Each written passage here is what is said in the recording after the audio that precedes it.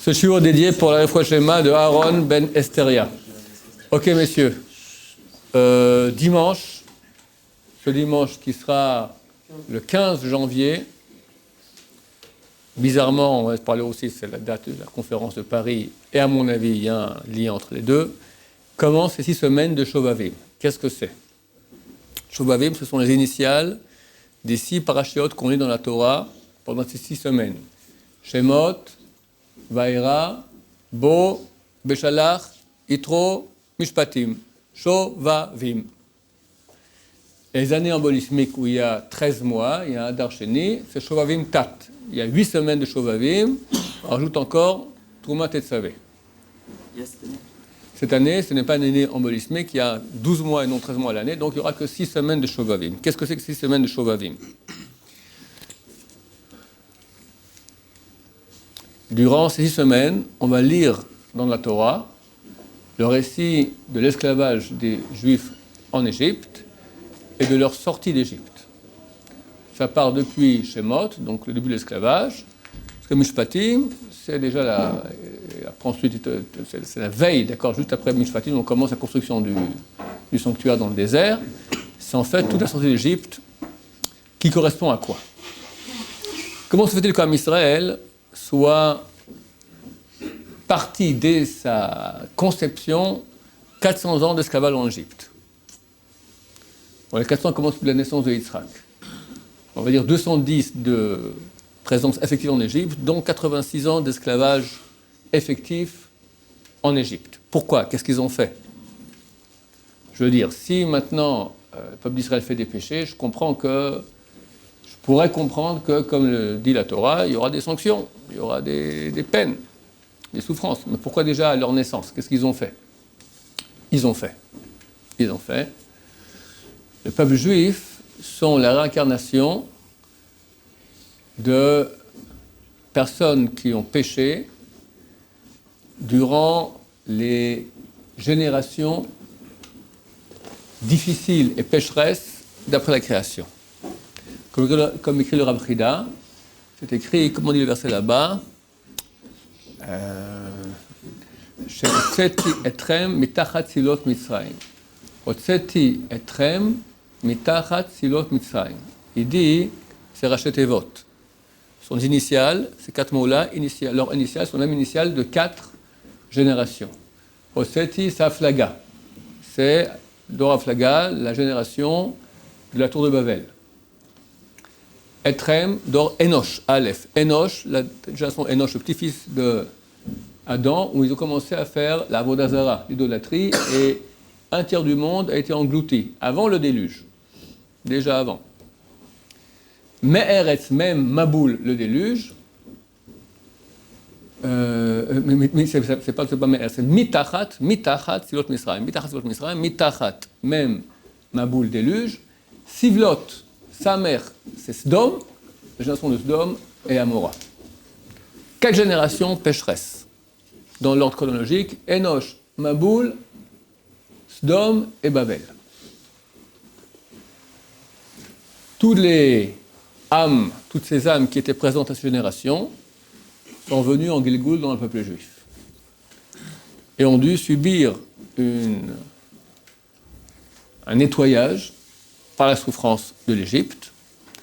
Et en l'année 2448 de la création, à Pessah, c'est déjà suffisamment nettoyé pour sortir d'Égypte.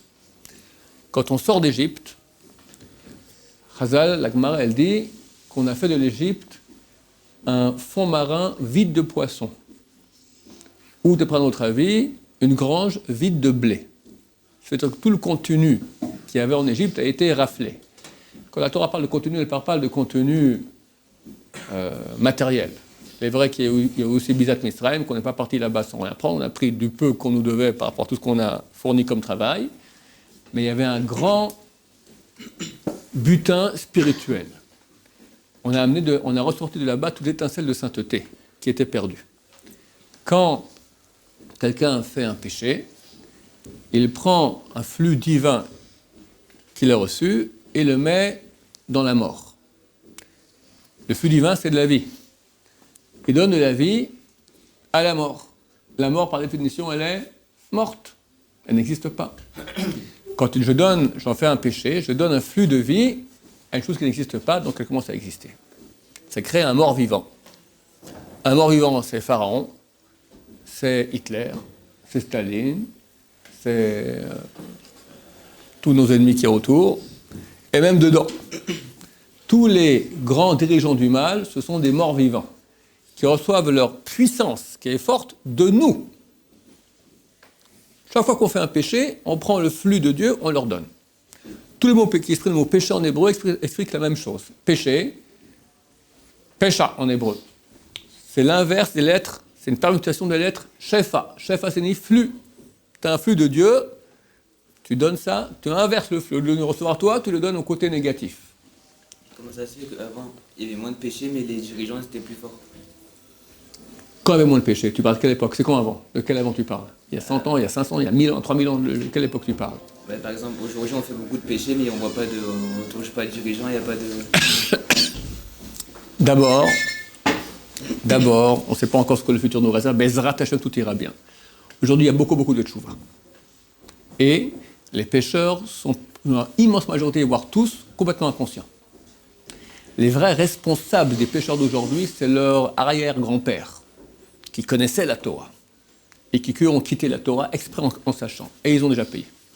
On a payé beaucoup. On a vu tout est payé déjà, Bezrat Hashem, j'espère que j'ai raison. Donc, tous les mots qui expriment le mot péché. Quel mot est en hébreu qui exprime le mot péché? Avera. Avera, ça vient du mot avon, d'accord? Avon.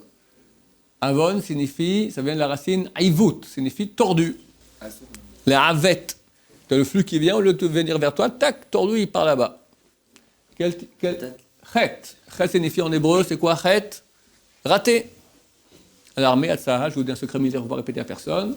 On rate aussi la cible. Alors, quand on rate la cible, on dit « Erteta tamatara ». Tu as raté la cible. « Het ». D'accord? Raté. C'est au lieu d'arriver à la cible, c'est toi, le flux vient vers la bonne adresse, c'est toi pour que tu puisses faire des mitzvot et grandir, etc. Tu l'as fait partir au côté négatif. Quel mot encore pour dire péché en hébreu? Assour, c'est interdit, c'est pas le mot péché. Quelqu'un qui fait un péché, il l'appelait rachat. Pourquoi rachat?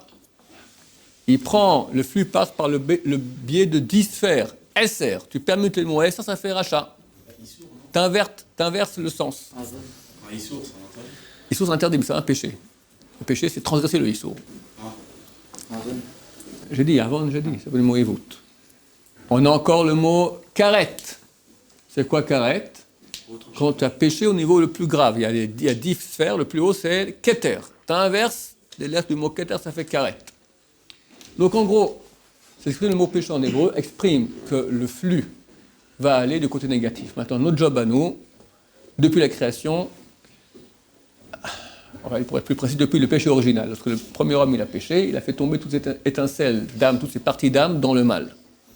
Notre job depuis est d'aller puiser dans le mal ces étincelles de sainteté quand on fait des mitzvot, quand on étudie la Torah, quand on fait tchouva, ou si on ne fait pas tout ça, quand on souffre, c'est la palliative s'il n'y a pas la bonne façon, cette mauvaise façon, mais elle est valable aussi, par la souffrance aussi, on ramène les étincelles de sainteté à leur place. Ainsi la mort perd de son intensité, de sa puissance de vie, elle meurt. C'est sa vocation, la mort, d'être morte.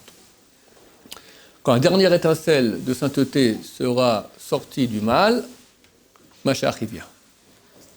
Actuellement, ils sont en train de se préparer, parce que le mal, il sent qu'on est en train de lui prendre les dernières étincelles. Ils sentent, elles sont pas mystiques, d'accord, mais tu vois que tout le monde s'excite là. Il y a des trucs spéciaux qui se passent, on en fera un cours très bientôt, mais tout le monde s'excite, c'est complètement anormal, parce qu'on arrive bientôt à la fin. Ils doivent sortir d'Égypte. Pharaon reçoit les 10 fléaux. Ça va. Ses serviteurs lui disent, on a perdu. Laissez partir. Vous avez raison, partez. Après, il se retient, non. Pourquoi non? Pourquoi il se retient comme ça? Et après qu'ils sont partis déjà, après c'était combien? 7 jours. Il dit non, on peut pas, ça va, tu as reçu déjà 10 plaies terribles, la plaie des premiers-nés, tous sont morts le premier-né, basta, Ils sont sortis, laissez tranquille.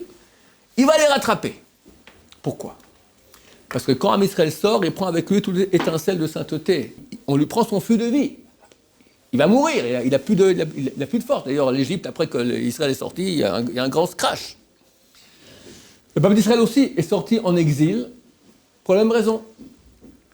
Lorsque le peuple d'Israël arrive en terre d'Israël, il devait depuis la terre d'Israël faire le job d'aspirer toutes les étincelles de sainteté qu'il y a dans le monde entier depuis Yerushalayim, depuis la terre d'Israël. On avait la capacité, par l'application des mitzvot, par la prière, par l'étude de la Torah, on avait la capacité de faire une aspiration à distance de toutes les étincelles de sainteté. Une étincelle, c'est une neshama? C'est des parties, la neshama, oui, c'est des parties de neshama, si tu préfères. Neshama, c'est une grande unité de sainteté. Étincelle, c'est des parties de neshama, si tu préfères. Le peuple d'Israël s'est mal comporté en terre d'Israël, il a péché. Qu'est-ce qu'il a dû faire? Il a bouché son aspirateur à distance d'étincelles de sainteté, il a dû aller sur place. La raison profonde de l'exil, c'est pas simplement une punition bêtement, tu t'es mal comporté, je te chasse de ta terre. Il est écrit dans la Gemara dans le traité de Megillah qu'on est parti en exil pour ramener les âmes des convertis.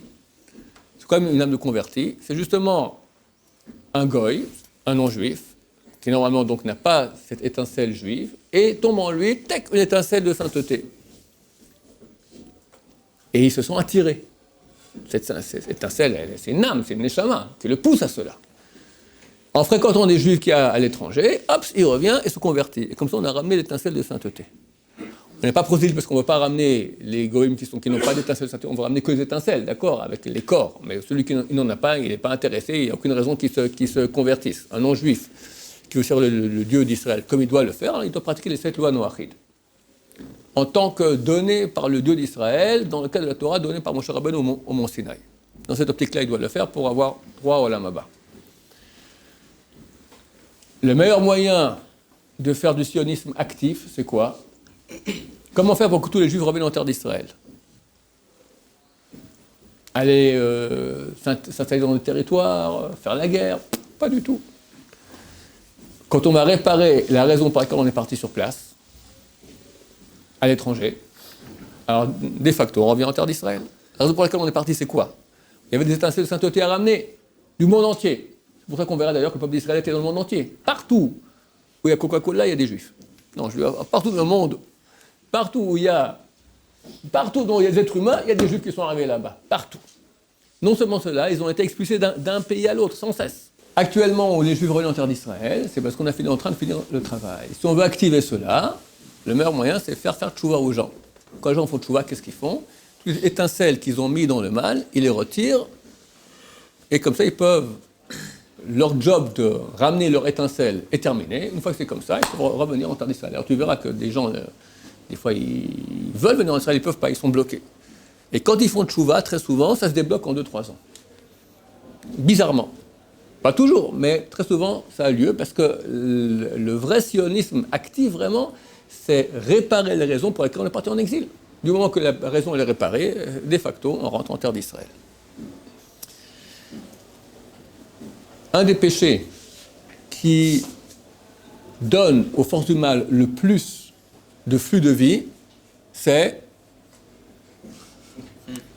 donner de la semence en vain. La semence, c'est un flux de vie. Quand quelqu'un fait du zera le batala, volontaire ou involontaire, mais bien sûr le volontaire est beaucoup plus grave, il n'y a presque aucun péché qui donne autant de force aux forces du mal. Ça est pire quand c'est en relation avec une femme interdite. Femme interdite, ça veut dire n'importe quelle femme qui n'est pas une autre femme juive qui a été au mikvé. D'accord? Quand elle est pure. Tous ces relations, c'est que tu donnes de la force, la plus puissante qu'il y a, celle qui donne la vie, tu donnes au mal. À l'instar de notre lecture des 6 semaines, où on lit la Torah maintenant, comment Bnei Israël ont sorti toutes les étincelles de sainteté qu'il y avait en Égypte, du ciel, durant ces 6 semaines qui commencent dimanche prochain, 15 janvier de cette année 2017, qui sera l'année de la Géoula, Be'ezrat Hashem, alors, pendant ces 6 semaines-là, il y a une faculté spéciale de réparer les péchés sexuels, notamment Zera le Batala. ce sont les 6 semaines spécialement faites pour cela. Donc les kabbalistes, ils font des jeûnes. Normalement, quelqu'un qui fait Zera al-Batala sont volontaires. Pour réparer ça, il faut faire 84 jeûnes de suite. Ça veut dire manger la nuit, comme le ramadan, mais pas 40 jours, 84 jours. C'est difficile et nous déconseillons de le faire. Par contre, il y a des choses à faire durant ces 6 semaines pour réparer Zera al-Batala volontaire ou involontaire, ou tout ce qui est relation sexuelle. Quelles sont les choses qui réparent le mieux? D'abord, arrêter de pécher. C'est lesquelles 6 semaines? Ça commence dimanche.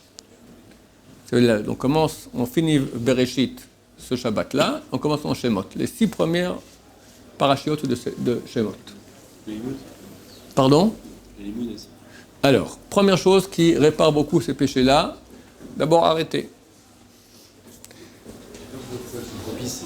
Parce que durant ces 6 semaines-là, on lit dans la Torah comment Ben Israël ont retiré les aisselles de sainteté qu'il y avait en Égypte. Ils ont réparé en fait par leur esclavage et par le fait de quitter l'Égypte comme cela, pour 100% la Torah, ils ont fait un travail de glanage, de reprendre tous les aisselles de sainteté. Tous les poissons qu'il y avait dans la mer, ils ont pris. Toutes les graines qu'il y avait dans la grange, ils ont pris. C'est vide de sainteté, vide d'étincelles de sainteté. Nous aussi, qu'on a des étincelles de sainteté éparses par-ci par-là dans les forces du mal, ces 6 semaines-là sont appropriées pour faire ce job de récupération. Toute l'année est appropriée. Mais là, spécialement, ces 6 semaines-là, et les années où il y a 8 semaines, c'est encore plus. L'année en Bolivie, comme l'année passée, d'accord, où il y avait 13 mois. Mais chaque année, c'est bon. Alors les kabbalistes, ce qu'ils font, ils vont jeûner, ils vont faire des jeûnes de 84 jours, etc. Nous, qu'est-ce qu'on va faire? Je déconseille, ceux qui lisent la Torah, ça ne vaut pas la peine de faire ces 84 jours de jeûne, en tout cas pas à votre âge, pas maintenant.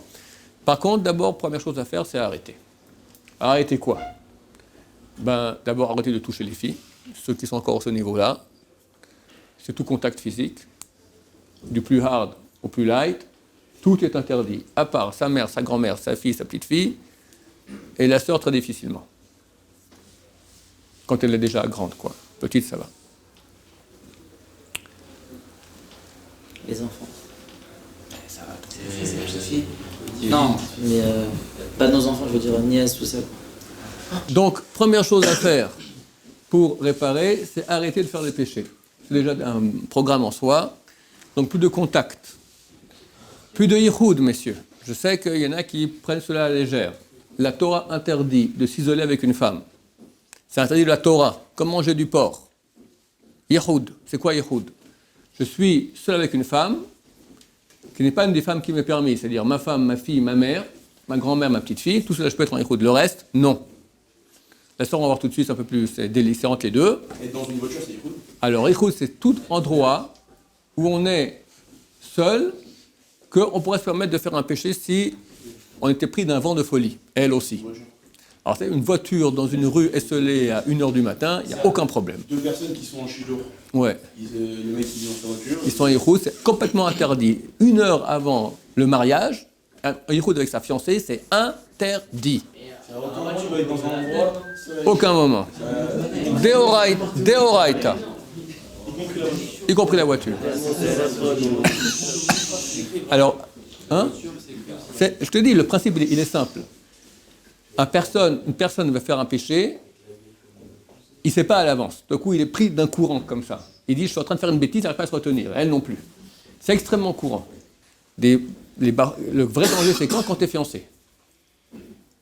Tu es amoureux de ta femme, ta fiancée, folie, elle aussi. Et du coup, tu as des courants comme ça, que tu vas lui sauter dans les bras, elle aussi, et tu te retiens. Eh bien, il y en a qui ne tiennent pas le coup. Des gens qui ont la crainte de Dieu, sérieux, ils sont tombés dans le panneau, mais alors... tombés. Et ils jouent avec le feu. Moi, je leur dis 1 mètre physique de distance, de sécurité. 1 mètre. Tu lui parles, tu es tout proche, tu es comme ça, tout proche d'elle. Eh ben, tu t'en fais un petit truc et c'est super. Et puis dernier qu'on se frôle, on est fou. Ils sont super amoureux. On met des distances.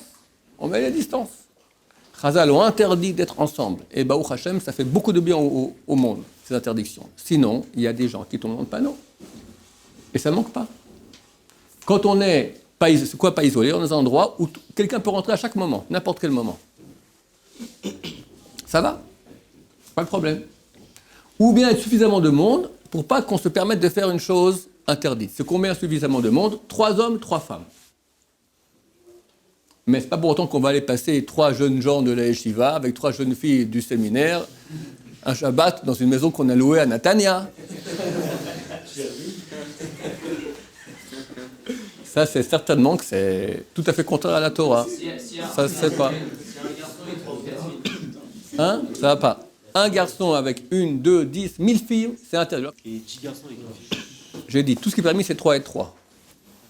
De quoi 3 et 3, 3 hommes, 3 filles ou plus. C'est permis. 2, 3, ça se fait. Mais néanmoins, hein, il y a aussi des choses qui sont en manque de tsniout. Au niveau de yichud, c'est permis, mais au niveau de tsniout, ça ne se fait pas. 3 garçons, 3 filles dans un appartement un week-end, ça ne se fait pas. C'est interdit par la Torah. Et ceux qui font attention à cela sont sauvés de beaucoup de cas difficiles. On a Yetzer Hara. Dieu, quand on met des protections, il nous protège. Quand on casse les protections, le Yetzer Hara rentre beaucoup plus fort que normal. Quand vous vous marierez, vous allez apprendre les lois de Nida. Quand votre femme sera interdite, vous n'avez pas le droit de faire des choses que vous pouvez faire à une autre femme. Par exemple, je peux maintenant donner ce petit papier à Lior, n'est-ce pas? Tu peux me le rendre. Je peux donner maintenant ce petit papier aussi à une dame. C'est pas interdit. C'est interdit de donner un papier à une dame? Non. Interdit. À ma femme, c'est interdit. Il faut le poser. Je dois le poser, je dois le prendre. Il n'y a pas de contact, parce que elle sent un peu. Elle me sent.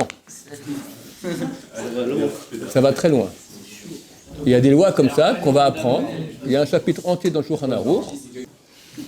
Avant de vous marier, vous allez apprendre cela. Je vous souviens que le chapitre 195 du Shulchan Aruch Yorotea, chapitre entier de toutes les lois, on appelle Dinei Achaka, les lois d'éloignement de sa femme, de sa propre femme. Des choses qui sont permises avec une autre femme, avec ta femme, c'est interdit. Parce que vous êtes seul dans la maison, dans la même chambre, presque dans le même lit. Il y a toi, il y a elle et toi, vous êtes tout seul. Eh bien, c'est très facile de tomber dans le panneau. Et des gens tombent dans le panneau. Oui. On éloigne les lits. On éloigne les lits. Maintenant, c'est magique. Celui qui fait très attention à ces lois-là, il est protégé. Il y a une protection du ciel. On l'aide.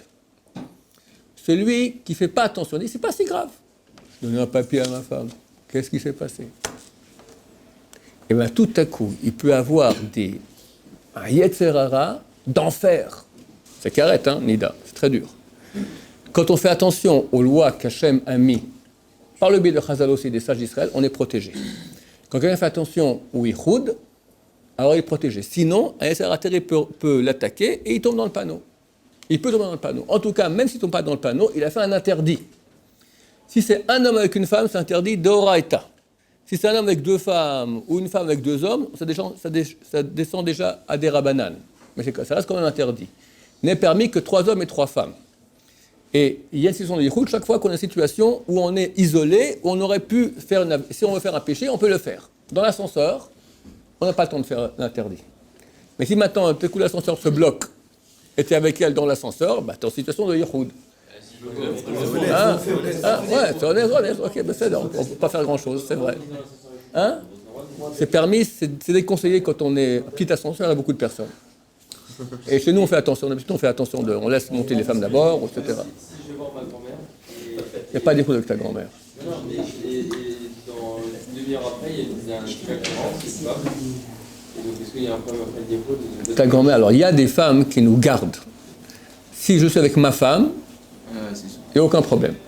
Si je suis maintenant avec ma belle-mère, une belle-fille avec une belle-mère, il n'y a aucun problème aussi. Parce que la belle-fille, elle va dénoncer la belle-mère va dénoncer la belle-fille. Les parents ne font pas, une mère et une fille ne peuvent pas sauver du yichud. Par exemple, l'autre jour, je suis rentré à la maison, il y avait un monsieur qui était là-bas, un technicien, et je rentre, je vois la porte ouverte, d'accord, je rentre chez moi, on a mis une sandale pour pas que la porte se ferme, d'accord. Et j'ai compris pourquoi, parce qu'il y avait ma femme avec 2 filles à nous, et avec un technicien. Vu que la porte est ouverte et je peux rentrer à n'importe quel moment, ça va. Si c'est pas le cas, on ne peut pas. Donc on laisse la porte ouverte, et c'est bien de dire aussi au technicien, mon mari va arriver tout de suite. Comme ça, si lui a un CRA, il sait qu'il ne peut pas faire grand-chose. Baruch Adonai, Roman Vahamen.